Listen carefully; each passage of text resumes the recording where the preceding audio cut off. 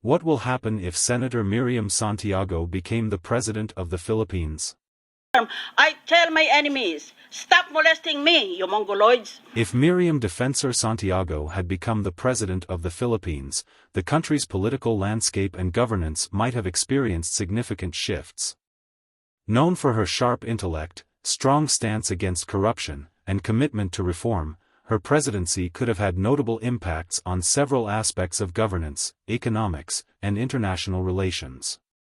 Here's a speculative look at what might have happened if she had been elected president.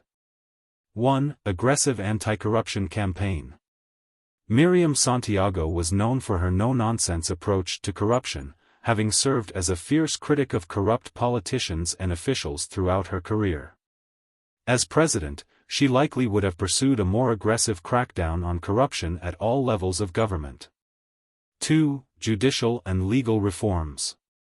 Santiago was known for her emphasis on the rule of law and judicial efficiency. As president, she might have prioritized the reduction of case backlogs in the judiciary and pushed for reforms that would have modernized the legal system. 3. Reforms in education and public health.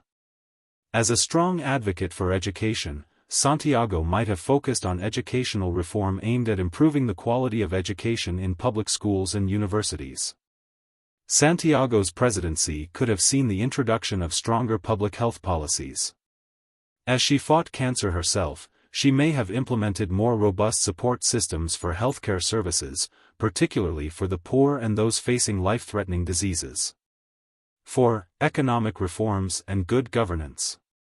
Economic policies during her presidency might have leaned toward reducing government inefficiency and promoting a more transparent environment for both local and foreign investments.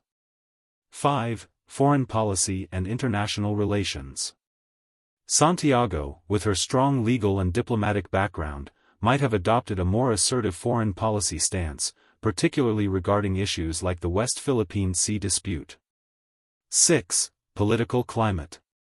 Santiago's presidency could have led to a polarizing political climate.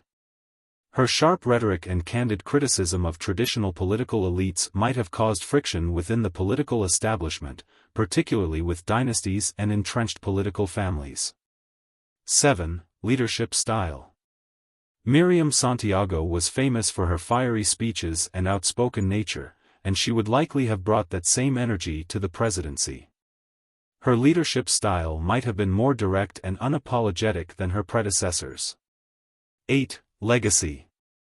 Her presidency might have also inspired future generations of leaders who valued competence, integrity, and justice over political compromise and patronage. Conclusion. Had Miriam Defensor Santiago become president, the Philippines might have undergone significant institutional reforms, particularly in fighting corruption, promoting good governance, and advancing legal and judicial systems. Her leadership could have brought about lasting changes in the political and governance systems of the country.